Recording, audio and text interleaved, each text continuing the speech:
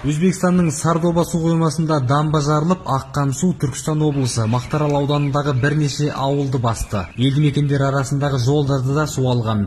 Жаңа Тұрмыс ауылындағы үйлердің іргесі опырылып құлай бастады.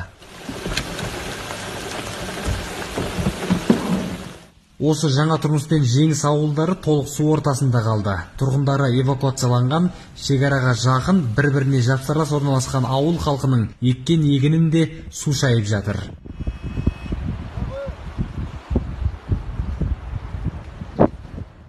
Жұрт қолда ұстап отырған малдың бәрін алып кете алмаған. Су ортасында қараусыз қалған сиыр, жылқы байқалады. Оқиға орнында жүрген Азаттық тілшісі бірдекілі ұсақ малдың суға кеткенін көрді. Жантақсай ауылының үй-жайына алаңдаған бір топ тұрғыны көмек сұрап әкімдікке келді. Біздің егісімізден алсында бізге бөгет істеп беріңіздер, біз ырзамыз. Одан кейін шайып кетсе, біз сіздерге дау қылмаймыз. Бір шетіне су келген Жантақсай ауылының тұрғыны Мейіржан Ахметов жылқысын айдап әкете алмағанын айтады. Анаяқтың бәрі ешқандай не істеп отқан жоқ. Қазір сояққа кетті сояққа.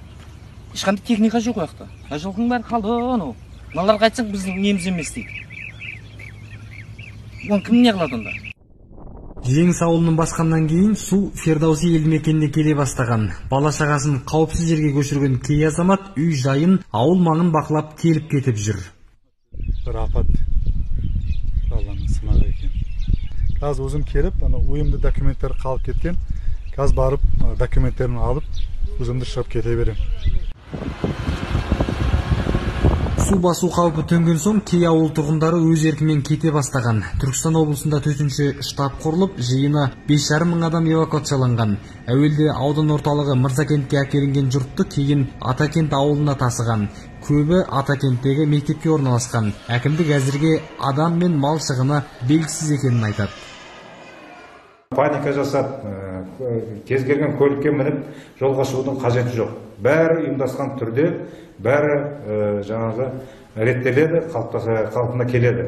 Бізде үлкен тәжірибе бар, Арыста сол тәжірибе бойынша қызмет жұмыс істеп жатырмыз қазір, алгоритм бойынша. Сондықтан бұл төтенше жағдай жергілікті масштабтағы төтенше жағдай. Сардоба Өзбекстанның Сырдария облысында 2017 жылы салынған су қоймасы. Бөгет жарылған соңда бірнеше ауылда су басып, мыңдаған адам эвакуацияланған. Кеше оқиға орнына Өзбекстан президенті Шавкат Мирзияев келген. Өзбекстан билігі қазір жағдай бақылауда дейді. Манас Қайыртайұлы, Дилара Иса, Азамат Жанқатов, Азаттық ТВ.